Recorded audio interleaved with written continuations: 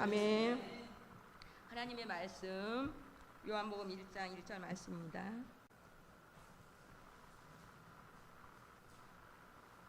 한 목소리 같이 읽겠습니다. 시작. 태초의 말씀이 계시니라. 이 말씀이 하나님께 이 말씀은 곧 하나님이시라. 아멘. 20장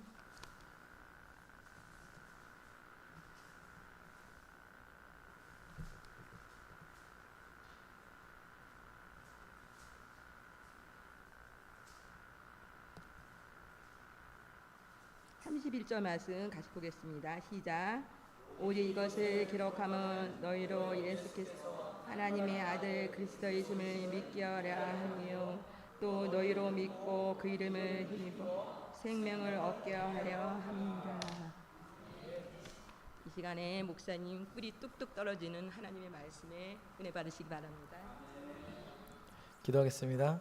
하나님, 오늘도 변함없이 말씀을 사모하여 오전부터 오후까지 하나님, 이 말씀을 듣는 이 자리 가운데에 있는 우리 성도님 한 사람 한 사람을 기억하여 주시옵소서. 하나님, 습관적으로 앉아있는 이 모습이 아니라 정말 하나님 앞에 내 마음을 드리는 정말 열정적인 그 모습으로 나아가는 우리가 되게 하시고, 이 시간 성령의 그 기름 부으심이 우리 가운데 충만한 이 시간 되게 하여 주시옵소서. 예수 그리스도 이름으로 기도드립니다. 아멘.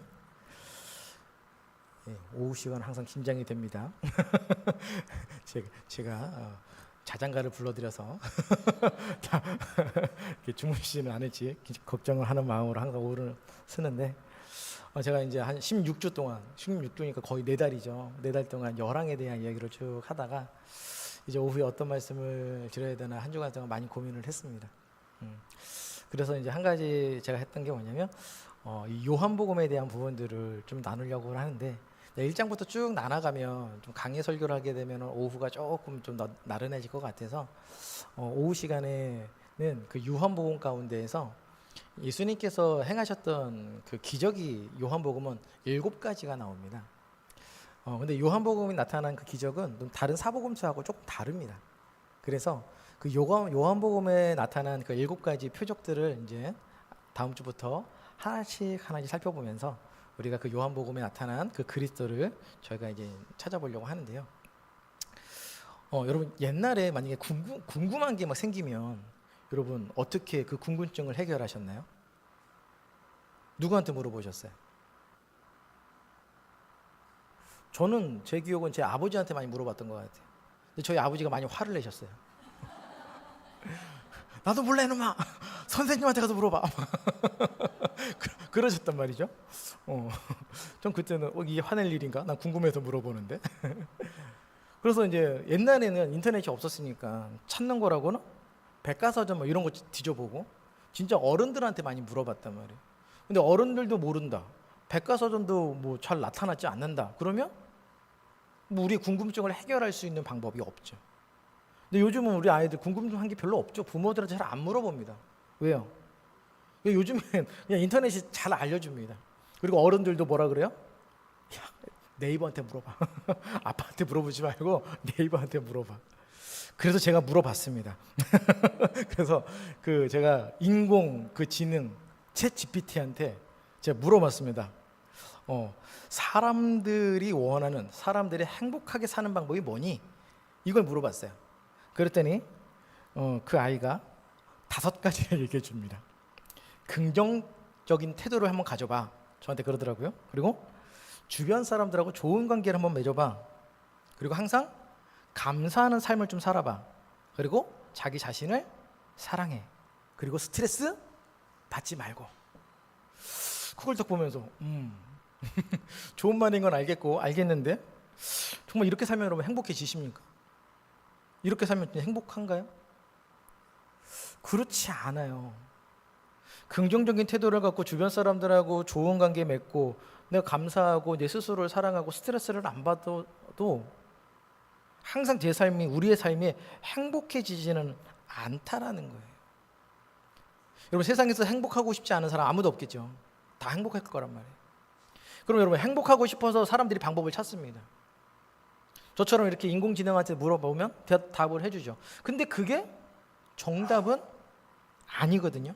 자, 근데 여러분, 이 행복에 대해서, 참 행복에 대해서 아주 명확하게 말하고 있는 데가 있습니다. 어딜까요? 성경이 우리한테 그걸 얘기를 해요. 성경은 사람이 행복하게 살 수 있는 방법은 이거밖에 없다라고 하는 걸 아주 분명하게 이야기를 합니다. 여러분, 성경이 말하고 있는 행복의 근원은 뭘까요? 그거는요, 우리가 어디로부터 왔는지를 알아가시는 거예요. 여러분들이 어디서부터 시작이 됐는지, 이거를 알지 못하면 우리의 행복의 근원이 어디에 있는지를 알 수가 없습니다. 그래서 창세기 1장 1절에 하나님이 천지를 창조하셨다, 사람을 창조하셨다, 이렇게 말하는 이유가 뭐냐면 너희 인간이 어디로부터 왔다라는 거예요. 하나님으로부터 왔다라는 거예요.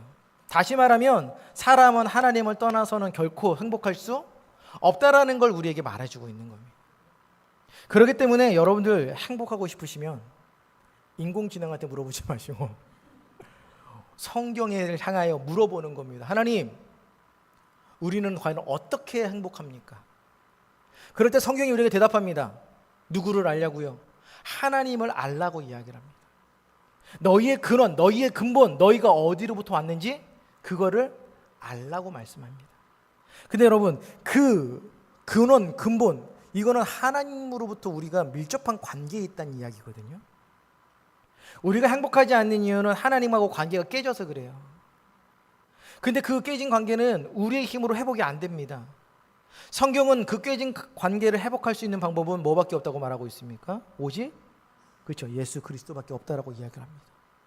그래서 여러분, 성경은 창세기부터 요한계시록까지 전체로 우리에게 이야기하는 게 한 개예요. 사람이 행복하고 싶냐? 너희의 근원, 너희의 기본을 알아야 되는데 그것이 바로 하나님으로부터 왔다라고 하는 사실을 아는 건데, 그 하나님으로부터 왔다는 그 관계는 누구로부터 회복이 되냐? 그리스도로부터 회복된다는 거예요. 그럼 다시 말하면 우리가 그리스도를 알지 않는 한, 못한 한, 우리가 그리스도를 제대로 알지를 못하면 여러분들의 삶은요 결코 행복하지 않다라는 거예요. 그러니 여러분, 그리스도가 누구신지를 잘 아셔야 돼요. 그러면 우리 성경 가운데에서 66권 가운데에서 예수님이 누구신가, 이거에 대해서 집중적으로 말씀하고 있는 말씀이 어딜까요? 그게 바로 사복음서예요. 사복음서. 다른 데도 예수님에 대해서 말씀은 하고는 있지만 직접적으로 자세하게 그렇게 말씀을 하지는 않아요. 근데 정말 자세하게 예수가 누군지, 예수가 이 땅에 오셔서 뭘 하셨는지 아주 정확하고 자세하게 말씀하고 있는 복음서는 사복음서입니다. 그 사복음서 가운데에서 예수가 누군지에 대해서 아주 명확하게 이야기하고 있는 것이 어딜까요? 그렇죠. 역시 요한복음입니다. 요한복음은 그래서 여러분 읽으실 때요, 이 질문을 잊으시면 안 돼요. 어떤 질문이냐면 예수님은 누구신가? 1장 1절부터 우리가 21장까지 쭉 읽어가실 때 여러분들 머릿속에서 뭘 지우시면 안 된다고요? 그렇죠? 예수님은 누구신가라는 질문은요 계속 던지시는 거예요. 그러면 이 요한복음이 우리에게 대답을 해줍니다. 예수님이 이런 분이다. 예수님이 이 땅에 왜 오셨는가? 예수님은 이것 때문에 오셨다. 요한복음 1장부터 21장은 그걸 우리에게 계속 던져주고 있는 거예요. 그래서 앞으로 저희가 이제 한 7주, 한 8주 정도를 예수님의 7가지 표적을 따라다니면서 예수님이 보여주신 그 표적은 과연 예수 그리스도 자기 자신이 우리에게 누구라고 말하고 있는가?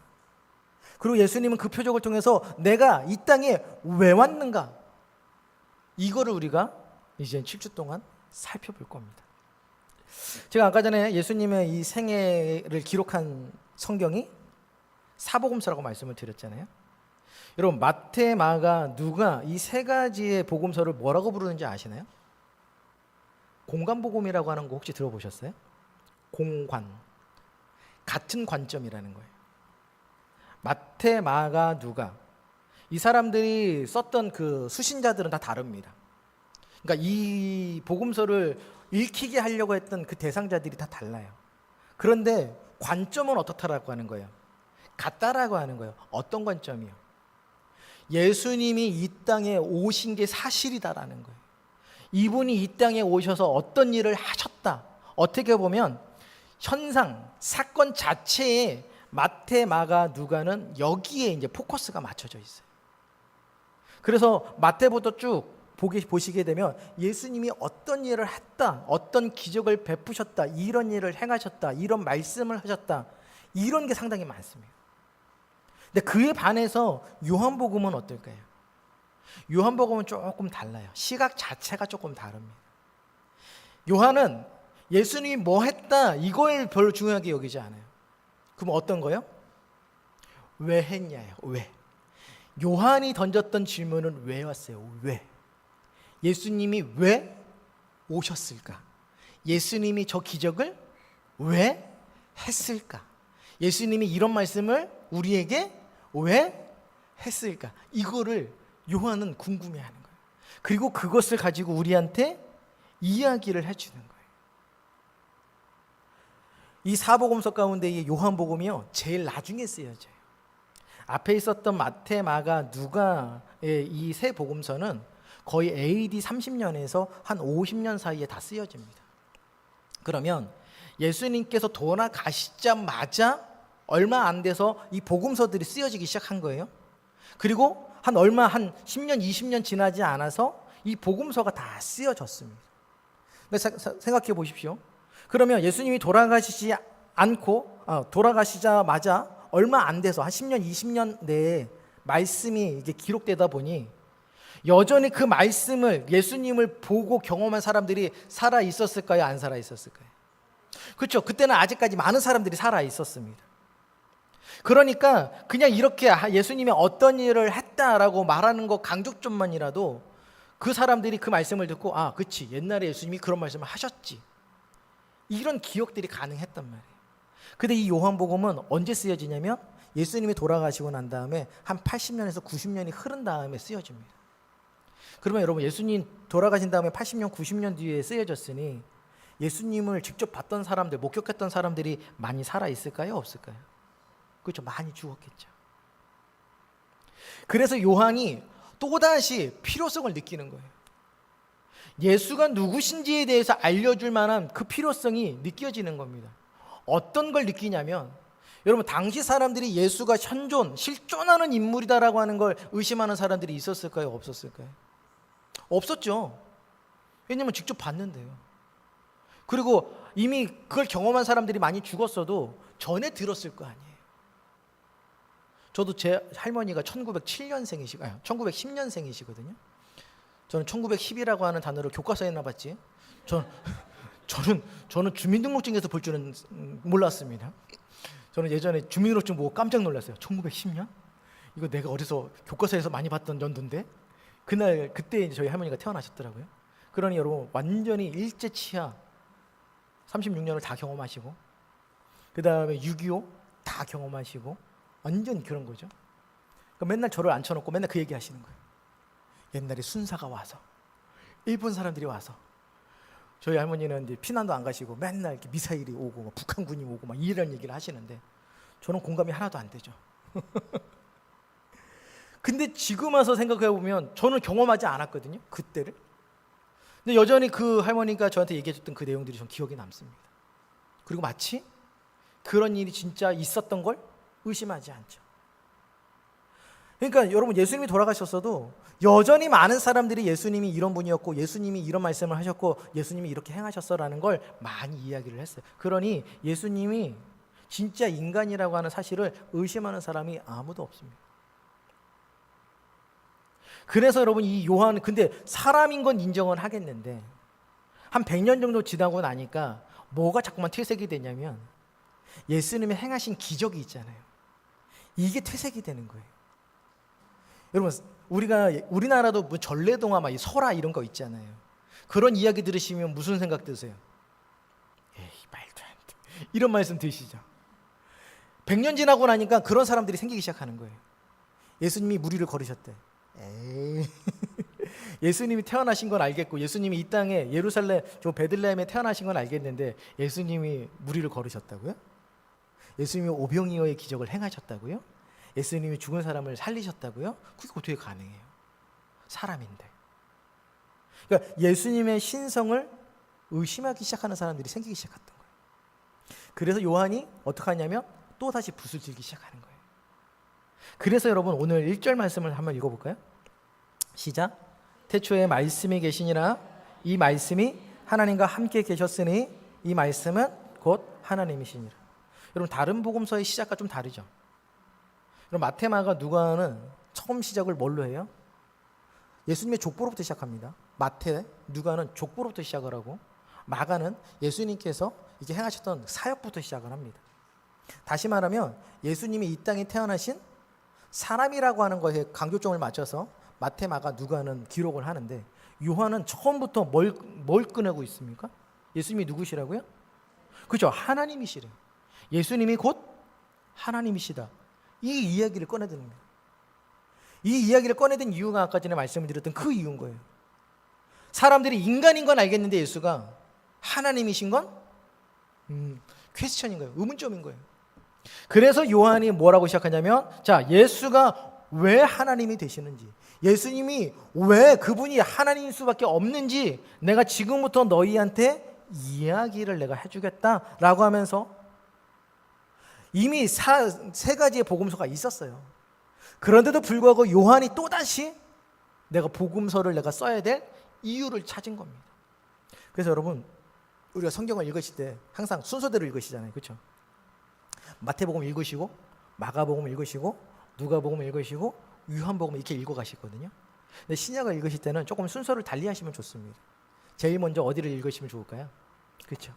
요한복음을 읽으시는 거예요. 왜냐하면 요한복음은 왜 오셨냐예요.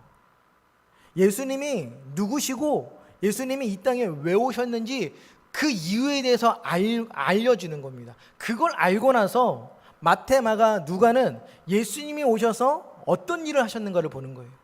그러면 예수님이 행하신 일들이 이것 때문이구나. 왜냐하면 요한이 모든 걸 다 기록하고 있지는 않거든요. 요한이 기록하고 있는 표적은 몇 가지만이라고요? 7가지잖아요. 근데 예수님이 행하신 표적은 훨씬 많거든요. 요한이 기록하지 않는 기적을 마태, 마가, 누가가 기록한 것도 많습니다. 그러니 그 표적을, 그 기적을 바라보면서도 우리는 무슨 질문을 던질 수 있어야 돼요? 예수님이 하나님이시기 때문에 이런 기적이 가능하구나. 예수님이 이런 기적을 보여주셨던 건 자신이 하나님이시라는 걸 우리에게 보여주시는 거구나. 예수 그리스도가 왜 하나님일 수밖에 없는가? 요한복음을 읽어야 여기에 대한 질문, 여기에 대한 궁금증이 해소가 되는 겁니다. 그래서 여러분, 요한복음은요 정말 중요하고요. 저 신학교를 다닐 때도 요한복음은 정말 방대한 분량으로 교수님들이 가르쳐 줍니다. 다른 사복음, 다른 3가지 복음서에 비해서 요한복음은요 정말 엄청난 그 비중을 차지를 해요. 그 정도로 요한복음이 가지고 있는 그 담겨져 있는 내용들이요 깊고 아주 신비롭고 엄청나다라는 걸 우리가 알 수가 있는 거죠. 자, 그럼 요한복음도 많은 주제가 있고 많은 이야기가 있습니다. 그래서 이거를 전부 다 요한복음을 다 하려고 해도 요한복음만 하나만 하려고 해도 1년, 2년, 3년이라고 하는 시간이 흐를 만큼 설교가 방대할 수밖에 없어요. 근데 그걸 다 할 수는 없어서 제가 이번 오후 시간에는 어떤 걸 할 거냐면 요한복음이 가지고 있는 주제 가운데 많은 주제가 있지만 특별히 그거를 좀 추려서 3가지에 대한 주제를 살펴볼 겁니다. 그 첫 번째가 뭐냐면 예수님이 누구신가요? 2번째는 믿음이 뭐냐예요. 믿음이. 그리고 3번째는 영생이 뭐냐예요. 영생. 이 3가지를 통해서 요한복음이 우리에게 답을 주는 것들을 살펴볼 거거든요. 여러분 우리가 예수님이 지금 1장 1절에서 예수님의 신성을 강조하신다고 말씀을 드렸잖아요. 여러분 왜 예수님의 신성을 강조하고 그 다음에 요한이 또 어떤 걸 강조하냐면 예수님이 사람, 인간이셨던 것들을 또 강조해 나가거든요. 요한이 신성만 강조하지는 않습니다. 하나님이신 것만 강조하는 게 아니라 예수님의 인성도 같이 강조를 하는 거예요. 그래서 요한은요 예수님의 신성과 인성을 동시에 막 강조를 합니다.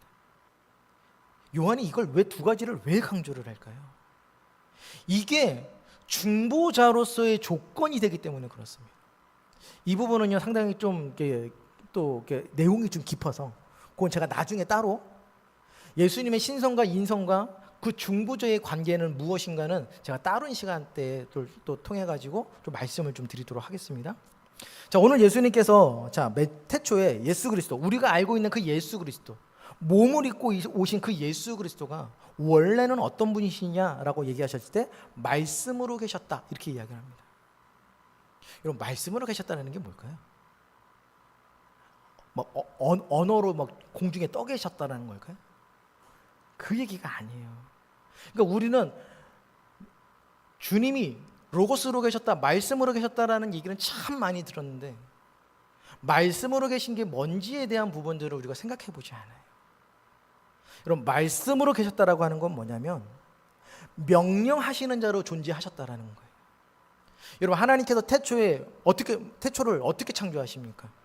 그렇죠? 말씀으로 창조하셨다라는 게 어떻게 창조하셨은 거예요? 우리가 창세기 보면 알죠. 어떻게 창조하신 거예요? 그렇죠? 있어라. 빛이 있으라 하심에 빛이 있었고. 주님이 다른 거 말씀하지 않으세요. 하나님이 다른 걸로 하지 않으세요. 어떻게 하셨다고요? 명령하신 거예요. 있어라. 명령하시는 거예요. 바로 로고스로 계셨다, 말씀으로 계셨다라고 하는 건 어떤 분으로 계셨다라는 거예요? 명령하시는 자로 계셨다라는 거예요. 그래서 예수 그리스도가 성부 하나님과 함께 성육신 하시기 전에 성자 그리스도로, 성자 하나님으로 계셨을 땐 어떻게 계셨냐?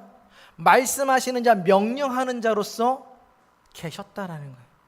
그 말씀하시는 자, 명령하시는 자, 태초에 천지를 창조하신 자, 너희를 조성하시고 너희를 만드신 자, 그분이 어떻게 오셨다라는 거예요? 말씀이 육신이 돼요. 여러분, 이게 요한이 우리에게 말하고 싶은 거예요. 우리에게 알라라고 하는 거예요. 예수님을 믿는 거 뭘 믿을 거냐라는 거예요. 믿습니다인데 도대체 뭘 그렇게 믿을 거냐라는 거예요. 그랬을 때 우리의 고백은 뭐냐면 예수 그리스도는 원래는 하나님이셨습니다. 말씀으로 명령하는 자로 존재하시는 삼위일체 하나님이셨습니다. 그런데 그분이 육신을 입고 이 땅에 중보자로 오셔서 우리를 구원하신 겁니다. 그것을 믿는 게 뭐라는 거예요? 요한은요, 믿음이라고 말하는 거예요. 다른 거 믿는다, 믿는다 말하는데 믿음의 모든 그 본체는 그리스도가 하나님이시고 하나님이신 그분이 우리를 위하여 오셔서 죽으셨다. 이게 복음인 줄 믿습니다. 여러분, 그걸 믿는 게 믿음인 거예요. 그리고 나서 요한이 말하고 있는 게 뭐냐면 영생. 그 믿는 자에게 반드시 따라붙는 게 있다. 그게 바로 영생이다. 그걸 지금 우리에게 이야기를 합니다. 여러분, 그 영생은 여러분 뭐라고 생각하세요? 영생이 뭘까요? 한자로 따지면 영원히 사는 거죠. 영원히 사는 거. 근데 많은 사람들이 영생을 얻는다라고 하면 뭘 생각하냐면 죽고 난 다음에 영원히 산다고 생각하는 거예요. 그래서 그 영생에 대한 부분을 예수님이 어디에서 알려주시냐면 나사로의 죽음에서 우리에게 알려주시는 거예요. 여러분, 나사로가 이렇게 죽었을 때 예수님이 늦게 오시잖아요. 그때 마리아가 예수님을 딱 보자마자 뭐라 그럽니까? 그렇죠? 좀만 일찍 오셨습니다. 그때 예수님이 뭐라고 그러세요? 잔다 그래요. 그리고 다시 살아날 거라고 이야기를 해요. 그랬더니 마리아가 뭐라 그러냐면 예, 압니다 예수님. 내가 마지막 날에 부활할 거 압니다. 내가 마지막 날에 부활해서 영원히 살 거 압니다. 하지만 지금은 아니지요. 이 얘기를 하는 거예요. 영원히 사는 건 내가 나중에 주님이 심판자로 오셨을 때 부활하면 그때부터 영원히 사는 건 알겠지만 지금은 아니잖아요. 이 얘기를 하는데 그 마리아에게 예수님이 얘기하시는 거예요. 뭐라고? 아니야 마리아야, 너 영생을 오해하고 있어. 영생은 너가 죽고 난 다음에 부활한 이후부터 삶이 영원한 삶이 아니라 네가 나를 믿는 그 순간부터 영원한 삶이다. 그 얘기를 하세요. 그 얘기를 말씀하시는 데가 어디냐면 요한복음 17장 3절입니다. 우리 화면에 있는데요. 우리 요한복음 17장 3절. 예, 함께 있습니다. 시작. 영생은 그 유일하신 참 하나님과 그가 보내신 자 예수 그리스도를 아는 것입니다. 여러분, 예수님이 아주 정의를 내리셨어요. 영생은 이거다. 영생이 뭐라고요? 하나님과 그가 하나님이 보내신 그자 예수 그리스도를 어떻게 하는 거라고요? 아는 것이래요. 여러분, 이게 뭐라고요? 영생입니다. 그럼 여러분, 영생은 지금 우리는 영생을 사는 사람입니까? 아닙니까? 우리는 살고 있는 거예요. 우리는 지금부터 영생의 삶을 살고 있는 겁니다. 내가 죽고 나서 사는 게 아니라 지금부터 시작인 거예요. 지금부터 어떤 삶이 시작된 거예요? 그죠? 영생이 시작된 겁니다. 여러분, 이건 놀라운 진리예요. 세상 많은 사람들은요, 내가 죽지 않으려고 해요. 그걸 영생이라고 생각합니다. 근데 아니요. 이미 예수를 믿는 저와 여러분들은 영생을 선물로 받은 줄 믿습니다. 여러분, 그거는 이 요한복음을 읽어야지만 이해가 되는 거예요. 요한복음을 읽지 않고 이 말씀을 읽지 않으면 영생이 뭐지? 똑같이 생각하는 거예요. 마리아처럼 똑같이 생각하는 거예요. 아, 죽고 난 다음에 나중에 예수님이 날 부활시키면 그때부터 천국에서 사는 거, 그게 영생이지. 아니래요. 여러분들의 삶은 이미 이 땅에서부터 영생이 시작되는 줄 믿습니다. 이 땅에서 주님과 함께 살아갔던 그 사람이 저 하늘에서도 주님과 함께 살아가는 삶, 계속 이어지는 삶이에요. 이 땅에서 여러분들이 주님과 함께 안 살았는데 어떻게 하늘에서 하나님과 함께 삽니까? 그러니 오늘 얘기합니다, 요한이. 이 땅에서 여러분들의 삶은 어떤 삶이 되어야 된다고요? 그리스도와 함께하는 삶이 되어야 된다. 그게 바로 뭐다? 영생이다. 그 얘기를 우리에게 해줍니다. 여러분, 요한이 예수님의 많은 그 표적 가운데, 엄청나게 많은 표적 가운데 7가지만 기록합니다. 왜 7가지만 기록했을까요? 여러분, 그게 우리 요한복음 우리가 읽었던 우리 20장 31절에 나옵니다. 우리 요한복음 20장 31절 함께 읽겠습니다. 시작. 오직 이것을 기록함은 너희로 예수께서 하나님의 아들 그리스도이심을 믿게 하려 함이요 또 너희로 믿고 그 이름을 힘입어 생명을 얻게 하려 함이니라. 자, 요한복음이 기록한 목적이 뭐래요? 예수가 하나님의 아들이시라는 걸 너희로 하여금 믿게 하는 거고, 그 이름을 힘입어서 생명을 얻게 한대요. 생명을 얻는다는 말이 뭘까요? 구원 얻는다는 거예요. 바로 요한이 이 말씀을 전체 1장부터 21장까지 기록한 이유는 예수가 누구의 아들이다? 하나님의 아들이다. 그 사실을 믿음으로 말미암아 우리가 구원을 얻으려고 한다. 그런데 왜 수많은 기적 가운데 예수님이 하신 수많은 말씀 가운데 왜 요 말씀만 기록했을까? 그건 21장 25절을 보면 나오는데요. 요한복음 21장 25절입니다. 시작.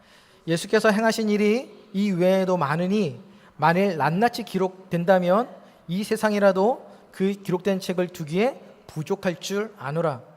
요한도 아는 거예요. 예수님이 이 말씀만 하신 건 아니에요. 이 표적만 보여주신 건 아닙니다. 엄청나게 많은 표적을 보여주셨고 엄청나게 많은 말씀을 하셨어요. 근데 요것만 적은 이유는 요것만으로도 예수가 누구신지를 아는데 충분하다는 거예요. 여러분, 그래서 우리가 성경 66권의 다른 그 어떤 책도 우리는 인정하지 않는 겁니다. 카톨릭은요, 외경, 가경 이러면서 이런 걸 다 인정합니다.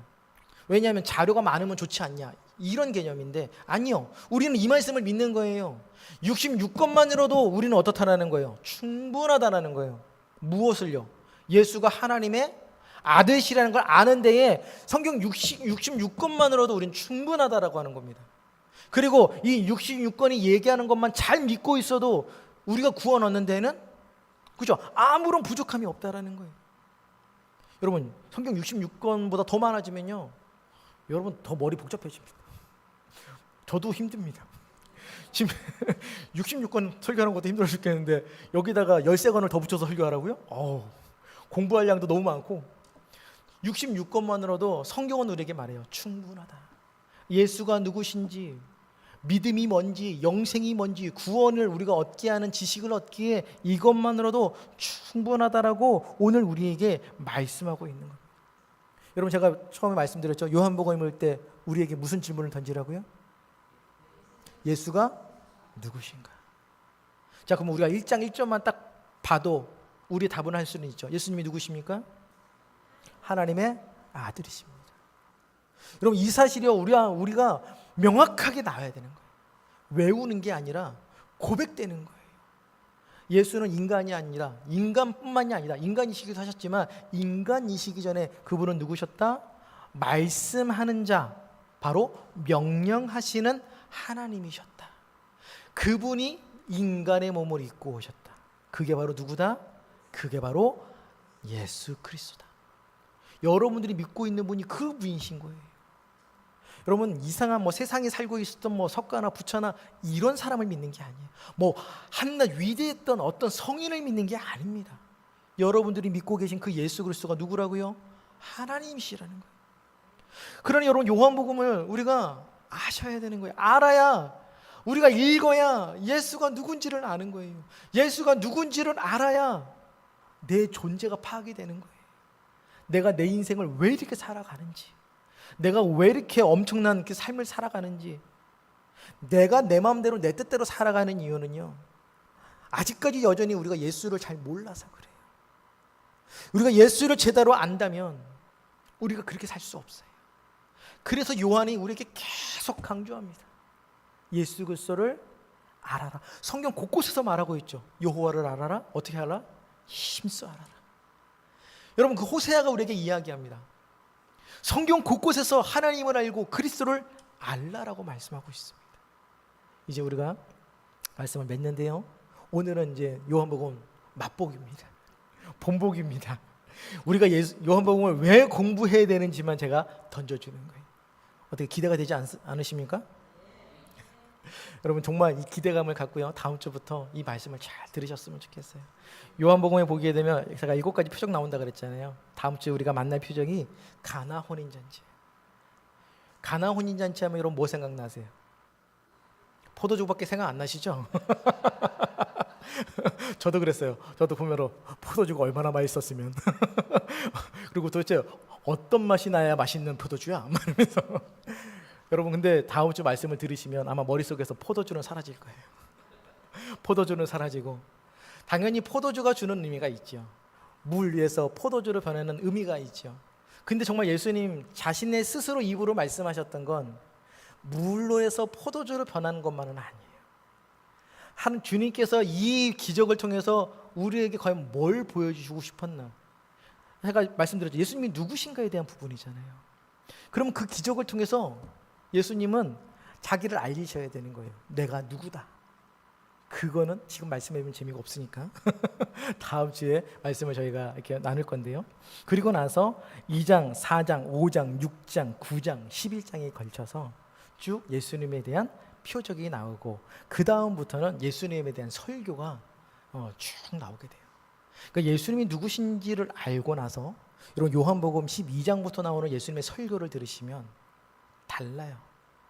아, 예수님이 이 말씀을 하실 수밖에 없었는지, 예수님이 하시는 말씀의 저희가 뭔지, 목적이 뭔지, 이유가 뭔지가 완전하게 다가옵니다. 옛날하고 좀 다르게 다가옵니다. 그래서 오늘 우리가 예수님이 보였던 그 표적 7가지, 제가 지금 기적이라고 안 하고 표적이라고 말하죠. 여러분 표적과 기적이 다른가요? 기적은 영어로 뭐라 그러냐면 미라클이에요. 표적은 뭘까요? 표적은 사인이에요. 사인. 그럼 표적과 기적의 차이는 뭐냐면 똑같아요. 그냥 기적, 어떤 뭔가 초자연적인 역사가 일어났대. 근데 표적은 뭐냐면 그 초자연적인 역사를 통해서 주님이 의미 부여해 주시는 거예요. 내가 이걸 왜 보여줬냐. 항상 예수님은요 그냥 보여주지 않으세요. 내가 이 기적을 너희에게 왜 보여줬냐, 이 기적의 이 의미와 이유를 찾으라고 말씀하시는 거예요. 그래서 우리는 이 7가지 표적을 통해서 예수님이 우리에게 이 7가지 표적을 왜 주셨는지를 찾아볼 거고, 그걸 통해서 예수 그리스도가 누구신지, 그리고 예수 그리스도를 믿는다라고 하는 게 뭔지, 그리고 우리에게 주시는 그 영생이 무엇인지를 이제 7주간 찾아갈 터인데, 여러분 이 말씀을 여러분들 마음에 새기고 기대하는 마음으로 찾아가셨으면 좋겠습니다. 그리고 한 가지 부탁을 드리고 싶은 건, 이 말씀을 들을 때 항상 말씀을 드리지만 듣고 그냥 덮어놓고 가지 않으셨으면 좋겠어요. 여러분 요한복음 말씀을 들으셨으면 어떻게 하셔야 돼요? 읽으셔야 돼요. 듣는 것으로 끝나시면 안 돼요. 오늘 들으셨으면 가셔서 어떻게 하셔야 돼요? 읽으셔야 돼요. 여러분 앞으로 7번이니까 한 2달 정도 될 겁니다. 그랬더니 오늘 2달 동안 부지런히 요한복음을 읽으셨으면 좋겠습니다. 1장부터 21장까지 계속 읽으세요. 읽으시고 오셔서 들으시면 주시는 그 풍성함이 다를 겁니다. 그냥 덮어놓고 와가지고 들으시면 그냥 듣고 그냥 가시는 건데, 읽고 오셔서 들으시면 아마 주님이 주시는 은혜가 다를 거예요. 그러니 여러분 2달 동안 부지런히 함께 이 요한복음을 좀 읽어 나가셨으면 좋겠고, 그 요한복음을 통해서 정말 예수 그리스도가 누구신지를 그냥 발견만 하는 게 아니라 우리의 입술을 통하여 고백할 수 있는 그런 은혜의 시간이 되시기를 간절히 부탁을 드리겠습니다. 자, 우리 찬송